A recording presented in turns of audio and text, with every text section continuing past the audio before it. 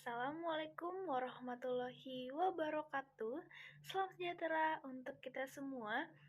Perkenalkan, saya Salsabila dengan NIM 2410912220048. Video ini disusun untuk memenuhi tugas mata kuliah Biomedik 2, Anatomi dan Fisiologi yang diampu oleh Dr. Oski Iliandri MKes. Pada video ini, saya akan memaparkan materi anatomi dengan topik sistem uropoetik. Baik, langsung saja mari kita mulai pembahasannya. Nah, sistem uropoetik adalah sistem penting dalam tubuh manusia yang memiliki tanggung jawab utama dalam menjaga keseimbangan internal atau homeostatis. Sistem ini berperan dalam membuang zat-zat sisa metabolisme yang tidak dibutuhkan oleh tubuh, sekaligus mengatur volume cairan tubuh, kadar elektrolit seperti natrium dan kalium, serta menjaga keseimbangan asam basa darah. Proses utama dalam sistem ini adalah penyaringan darah untuk memisahkan zat sisa dari zat yang masih berguna. Zat-zat buangan seperti urea, amonia, dan kreatinin yang dihasilkan dari aktivitas metabolisme tubuh akan larut dalam air dan dikeluarkan sebagai urin. Sementara itu, zat yang masih berguna seperti air, glukosa, dan beberapa ion penting akan diserap kembali oleh tubuh. Sistem uropoetik terdiri dari 4 komponen utama, yaitu ginjal, ureter, kandung kemih, dan uretra. Proses dimulai di ginjal di mana darah disaring dan urin terbentuk. Selanjutnya, urin mengalir melalui ureter menuju kandung kemih, tempat urin disimpan sementara hingga akhirnya dikeluarkan dari tubuh melalui uretra saat kita buang air kecil. Meski terlihat sederhana, cairan urin sebenarnya menyimpan banyak informasi penting tentang kondisi fisiologis tubuh.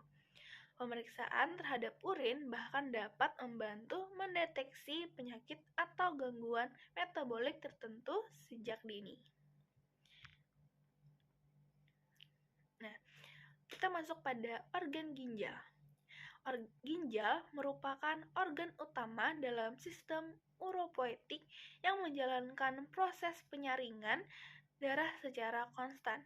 Letaknya berada di bagian belakang rongga perut, tepatnya di sisi kiri dan kanan tulang belakang, di sekitar vertebra lumbalis kedua hingga ketiga.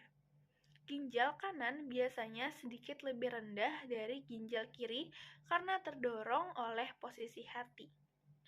Nah, bentuk ginjal menyerupai kacang merah dan dilapisi oleh kapsula renalis, yaitu lapisan jaringan fibrosa tipis yang melindungi organ ini dan dari kerusakan fisik.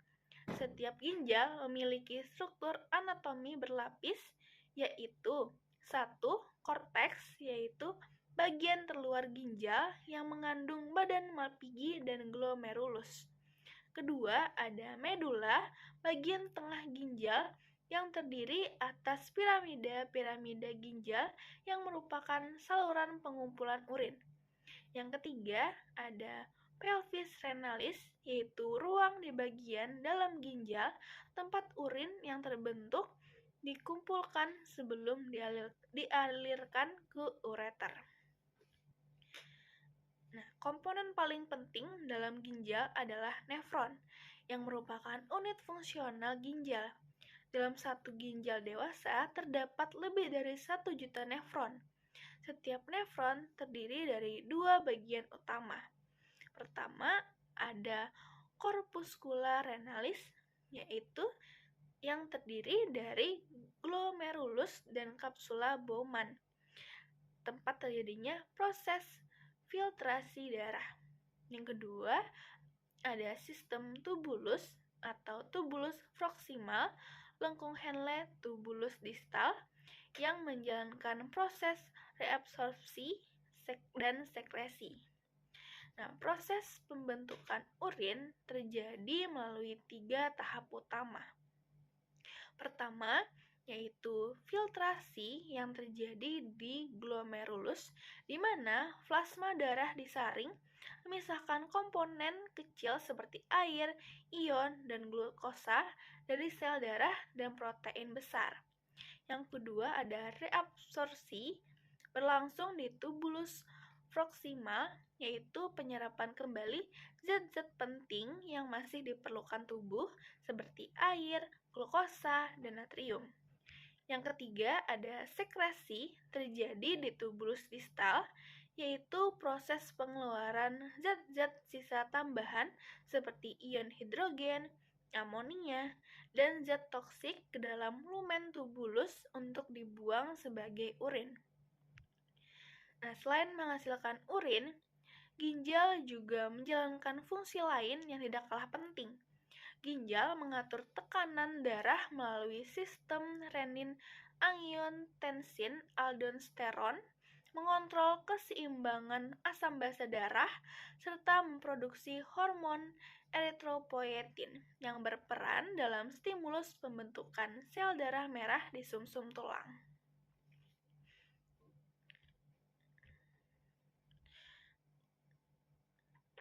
Setelah terbentuk di ginjal, urin akan dialirkan menuju kandung kemih melalui ureter. Ureter merupakan sepasang saluran berbentuk tabung panjang yang berfungsi sebagai penghubung antara pelvis ginjal dan kandung kemih.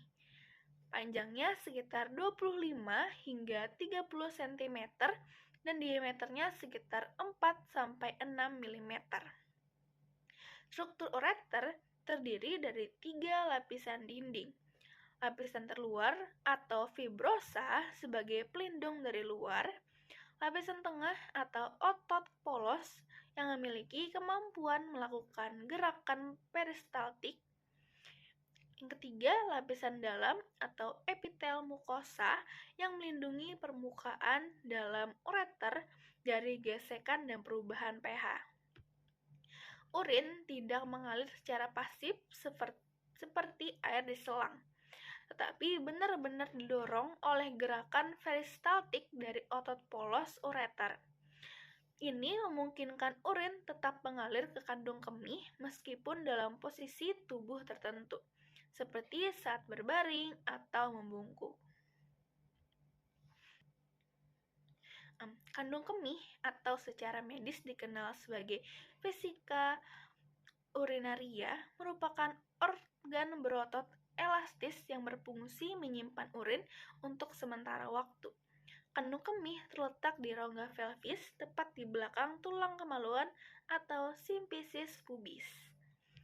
Organ ini menerima urin dari kedua ureter yang masuk melalui 2 muara kecil di dinding posterior kandung kemih.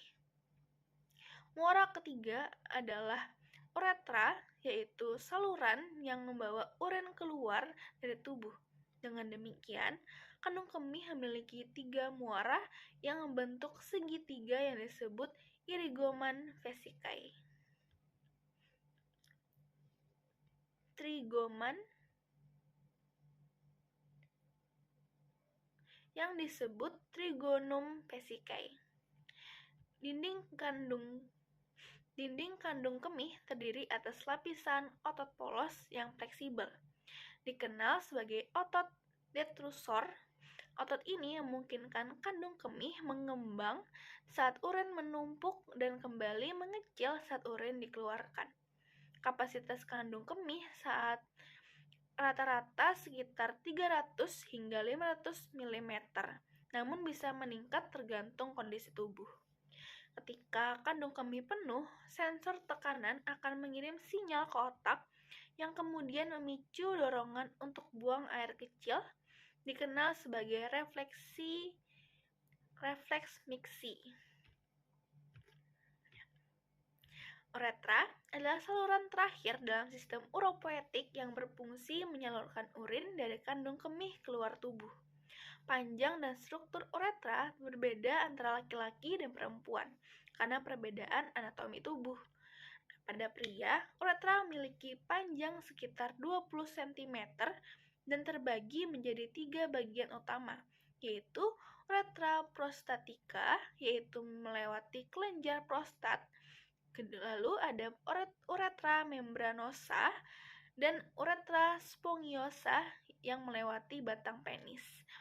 Uretra pria juga berfungsi sebagai saluran ejakulasi dalam sistem reproduksi. Sedangkan pada wanita, panjang uretra hanya sekitar 4 cm dan terdiri dari 3 lapisan, yaitu lapisan muskular, lapisan spongiosa yang berisi flexus vena, dan lapisan mukosa sebagai pelapis dalam. Nah, fungsi utama uretra adalah sebagai jalur ekskresi urin, namun pada pria, uretra juga menjalankan fungsi ganda dalam sistem reproduksi. Urin merupakan hasil akhir dari proses penyaringan dan ekskresi yang dilakukan oleh ginjal. Meskipun terlihat seperti cairan biasa, urin sebenarnya merupakan produk kompleks yang menggambarkan kondisi internal tubuh kita secara fisiologis dan metabolik. Komposisi urin yang normal terdiri atas sekitar 95% air yang berfungsi sebagai pelarut utama bagi berbagai zat buangan, dan sisanya adalah zat metabolisme antara lain urea, yaitu hasil pemecahan protein di hati, kreatinin yang berasal dari metabolisme obat, amonia yang bersifat toksik dan harus segera dikeluarkan, elektrolit seperti natrium, kalium, klorida, dan fosfat, serta pigmen seperti urobilin yang memberikan warna kuning pada urin. Selain itu, urin juga dapat mengandung jejak hormon, metabolit obat, dan zat-zat lain yang berasal dari proses fisiologis maupun patologis dalam tubuh. Karena komposisinya yang kompleks, urin menjadi salah satu cairan tubuh yang paling informatif dan mudah dianalisis. Melalui pemeriksaan yang disebut urinalisis, kita bisa mendapatkan banyak informasi klinis yang berguna untuk menilai fungsi ginjal, mendeteksi gangguan metabolisme seperti diabetes mellitus, terutama jika ditemukan glukosa atau keton dalam urin, mendiagnosa infeksi saluran kemih bila ditemukan sel darah putih, nitrit, atau bakteri. Pemeriksaan urin bisa dilakukan secara makroskopik atau melihat warna, kejernihan, dan bau. Kimiawi menggunakan strip uji untuk pH, protein, glukosa, dan lain-lain, maupun mikroskopik yang mengamati endaman sel atau kristal di bawah mikroskop. Nah, urin yang sehat umumnya memiliki ciri, yaitu jernih dan tidak keruh, warna kuning pucat akibat pigmen urobilinogen, bau ringan yang tidak menyengat, dan tingkat keasaman pH berkisar antara 4,5 hingga 8 tergantung kondisi tubuh dan pola makan. Dengan kata lain, adalah cermin kecil dari proses metabolisme tubuh. Karena ini menjaga fungsi ginjal dan hidrasi yang cukup sangat penting, bukan hanya untuk ekskresi, tapi juga untuk kesehatan.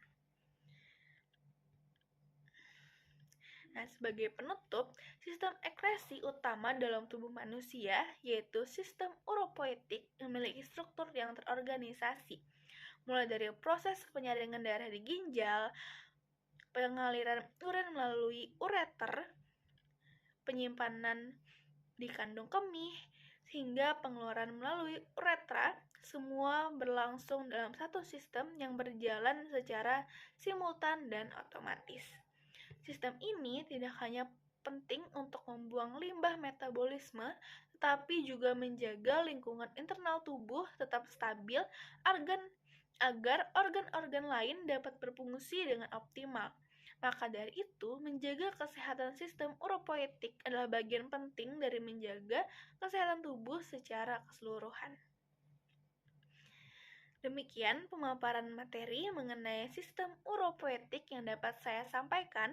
Semoga video ini dapat memberikan gambaran yang jelas dan bermanfaat dalam memahami anatomi sistem ini secara menyeluruh. Terima kasih atas perhatiannya. Wassalamualaikum warahmatullahi wabarakatuh.